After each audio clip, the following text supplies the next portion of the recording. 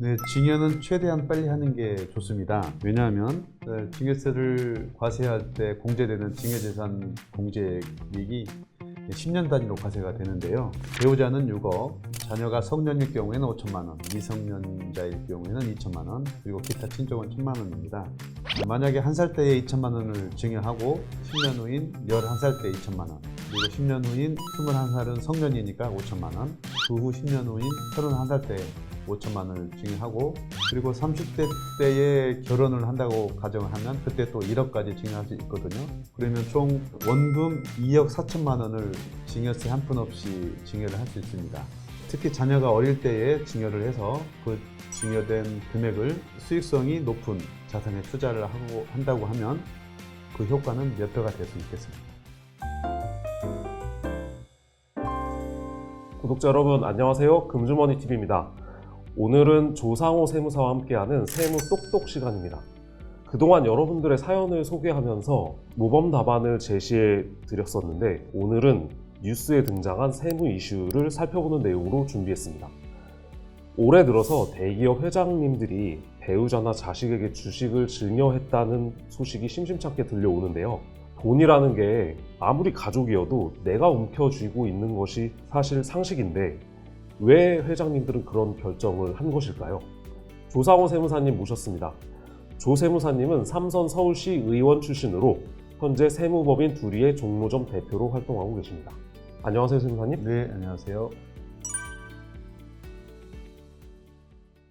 예, 세무사님. 그 대기업 일가의 주식 증여가 이게 사실 크게 새로운 뉴스는 아닙니다. 그럼에도 불구하고 이제 그런 결정의 배경이 무엇인지에 대해서는 증권가 등에서 늘 이렇게 관심을 갖는 사안인데요. 얼마 전에 이웅렬 코오롱 명예회장이 부인에게 적지 않은 주식을 증여했다는 내용이 기사로 많이 보도가 됐었습니다. 대기업 상장사 오너 일가에서 주식 증여가 이루어지는 이유가 보통 무엇 때문으로 보시나요? 네, 그것은 절세와 후계 승계가 목적일 수 있습니다. 네, 일반적으로 해당 주가가 주춤할 때 오너 일가에서는 증여가 종종 일어나는데요. 네, 현행 세법에서는 상장 주식의 평가는 증여일로부터 전후 각 2개월간의 종가 평균액으로 평가를 하는데요. 그래서 보유하고 있는 주가가 주춤할 때, 상대적으로 낮을 때 증여를 한다면 증여세를 적게 낼 수 있습니다. 그러면 이웅렬 명예회장의 사례를 좀 자세하게 볼게요. 지난 4월 18일 금융감독원 전자공시에 따르면 이 명예회장이 코오롱 모빌리티 그룹 주식 16만 5천 주를 부인인 서창희 여사에게 증여했습니다. 이에 따라 이 명예회장이 보유한 코오롱 모빌리티 그룹 주식은 24만 352주에서 7만 5,352주로 줄었고, 서 여사는 처음으로 코오롱 모빌리티 그룹의 주주가 됐습니다. 이렇게 재산의 이전이 이루어진 것인데, 이 경우에 이 명예회장과 서 여사의 경우 세금을 얼마나 내게 되는 겁니까? 네, 기자님도 잘 아시다시피 부부간의 증여 시 증여재산 공제액은 10년간 6억 원인데요. 상장 주식의 평가는 아까 말씀드렸듯이 증여일로부터 전후 2개월간의 종가평균으로 계산을 되는데요. 이 사례 같은 경우에는 아직 증여일로부터 2개월이 지나지 않았습니다. 그래서 정확한 금액은 산정할 수 없습니다. 다만 증여한 주식이 16만 5천 주였으므로 6억 나누기 16만 5천 주 하면은 약 3,636원이 되는데요. 이 금액 이하로 평가가 된다면 납부할 증여세는 없다고 보시면 되겠습니다. 그럼 이 증여받은 주식은 나중에 상속세도 면제 대상이 되는지? 나중에 상속세가 면제되는 건 아니고요. 증여인이 사전 증여 후 증여일로부터 10년 이내에 돌아가시게 된다고 하면 상속세를 납부하게 되는데요.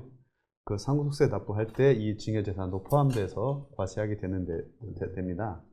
반대로 증여 후 10년이 지난 후에 돌아가시게 된다면 상속세 과세 대상에서는 제외되고요. 참고로 상속인이 아닌 손자, 손녀에게 증여를 했다고 하면 증여 후 5년만 지나도 상속재산에서 제외가 됩니다. 그럼 손자, 손녀에게 증여할 경우에 10년이 아니라 5년이 지나면 상속재산에서 제외가 된다고요? 네, 그렇습니다. 전에 말씀드린 것처럼 손자, 손녀에게 증여하는 것이 세대 생력으로 인한 할증과세 30%를 더 추가로 낸다고 하더라도 유리한 점이 많습니다. 그리고 이 대기업 일가에서 오너가 자녀에게 주식을 증여하는 일이 굉장히 빈번히 일어나잖아요. 그래서 미성년인데도 주식 부호인 이런 자녀들이 적지가 않은데 자녀에게 주식을 증여할 경우에는 세금이 얼마나 부과되는지, 그리고 배우자에게 증여하는 것과 기준이 많이 다른지 좀 궁금합니다.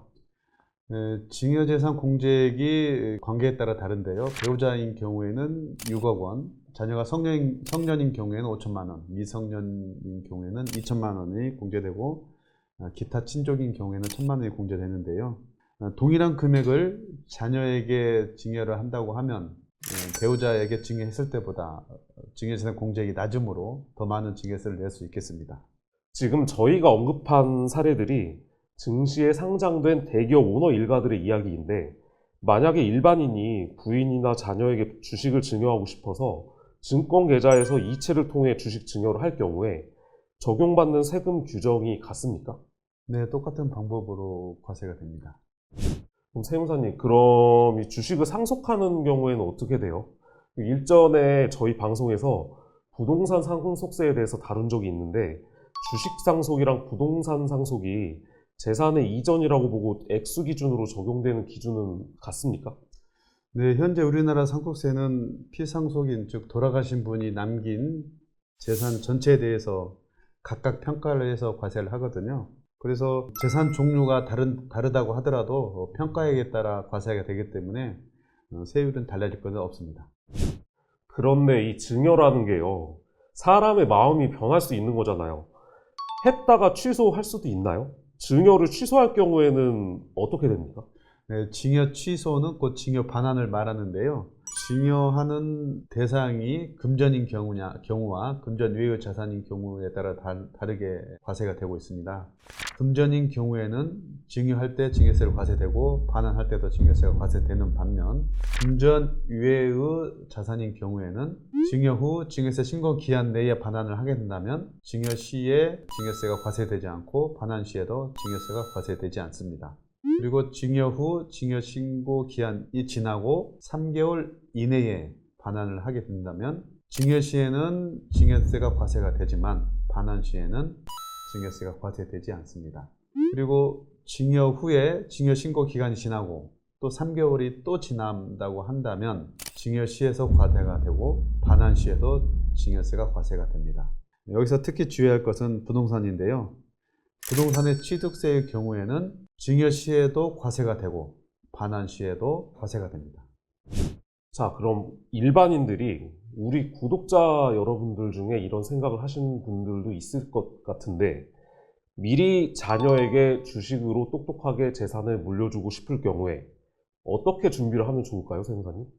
네, 증여는 최대한 빨리 하는 게 좋습니다. 왜냐하면 증여세를 과세할 때 공제되는 증여재산 공제액이 10년 단위로 과세가 되는데요. 아까 말씀드렸듯이 배우자는 6억, 자녀가 성년일 경우에는 5천만 원, 미성년자일 경우에는 2천만 원, 그리고 기타 친족은 1천만 원입니다. 만약에 1살 때에 2천만 원을 증여하고 10년 후인 11살 때 2천만 원, 그리고 10년 후인 21살은 성년이니까 5천만 원, 그 후 10년 후인 31살 때 5천만 원을 증여하고, 그리고 30대 때에 결혼을 한다고 가정을 하면 그때 또 1억까지 증여할 수 있거든요. 그러면 총 원금 2억 4천만 원을 증여세 한 푼 없이 증여를 할 수 있습니다. 특히 자녀가 어릴 때에 증여를 해서 그 증여된 금액을 수익성이 높은 자산에 투자를 한다고 하면 그 효과는 몇 배가 될 수 있겠습니다. 그런데 이런 고민이 좀 있을 수도 있겠네요. 결국 이게 국세청에 신고를 하는 부분인데, 비과세 구간에 해당이 되거나 공제받는 구간에 있으면 굳이 신고를 해야 되나, 이런 생각이 들 수도 있을 것 같은데, 세무사님 어떻게 하는 게 좋을까요? 그때 신고해야 됩니까? 아니면 안 해도 됩니까? 네, 간혹 증여세가 납부되지 않는다고 해서 안 하신 분들이 있는데요. 네, 증여세가 발생하지 않더라도 증여세는 반드시 신고해서 국세청에 눈도장을 찍어둘 필요가 있습니다. 예를 들어 이외의 사례처럼 1살 때 2천만 원을 증여하고 11살 때 또 2천만 원, 그리고 21살 때 5천만 원 증여를 했다고 가정을 하고요. 그러면 총 9천만 원을 증여한 거잖아요. 그 증여한 금액을 가지고 주식을 사고 팔고 해서 10년 후에 약 10배의 가치가 올랐다고 하면 약 9억 원 정도가 되잖아요. 그 주식을 다 팔고 9억 원으로 아파트를 취득을 했다고 하면 아파트 자금 출처 조사가 나올 텐데 이때의 자금 출처를 소명하기가 상당히 곤란할 것입니다. 금액이 소액이더라도 증여 시마다 증여세를 신고해 두는 것이 나중에 소명에 큰 도움이 될 수 있겠습니다. 예, 세무사님, 증여에 관련된 이야기 잘 들었습니다. 이건 좀 약간 다른 얘기인데요. 요즘 다주택자로서 양도소득세를 중과해서 납부했는데 돌려받는 경우가 좀 있다고 해요. 혹시 어떤 내용인지 파악이 좀 되십니까? 네, 작년 연말에 생성된 예규가 있는데요. 아직도 모르셔서 경정 청구를 안 하신 분들이 꽤 있는 것 같습니다. 어떤 내용이냐면 조정 대상 지역의 다주택자가 2018년 4월 1일 이후에 주택을 양도하게 되면 다주택자로서 양도세가 중과해서 납부를 했을 거예요. 그런데 이 해당 주택의 취득 시기가 2009년 3월 16일부터 2012년 12월 31일 이내에 속하게 된다고 하면 중과해서 납부했던 세금을 돌려받을 수 있게 되었습니다. 국세청에서는 이 시기에 취득한 주택을 일반 세율로 과세한다고 해석을 변경했습니다. 특히 2018년도에 양도한 분이시라면 경정 청구 기간이 5년이거든요. 그래서 올해 2024년 5월 31일까지 경정 청구를 하셔야만 납부하실 수 있으니까요. 가까운 세무사 사무실에 방문하셔서 꼭 상담하시기를 권유해 드립니다. 아, 이런 게 있었네요. 세무사님, 그러면 경정 청구를 하지 않아도 세무서에서 자진해서 환급해주는 일은 없습니까? 네, 안타깝게도 아직까지는 우리 국세청에서는 과다하게 납부한 세금에 대해서는 자진해서 돌려주는 경우는 드뭅니다. 본인의 권리는 본인이 챙기셔야 할 것 같습니다. 아, 본인의 권리는 본인이 알아서 챙겨야 되는군요. 혹시 구독자 여러분들 중에 2018년 4월 1일 이후에 주택을 양도하시고 다주택자여서 세금을 많이 내신 분들이 있다면 꼭 살펴보셔서 피 같은 세금을 돌려받으시기 바랍니다.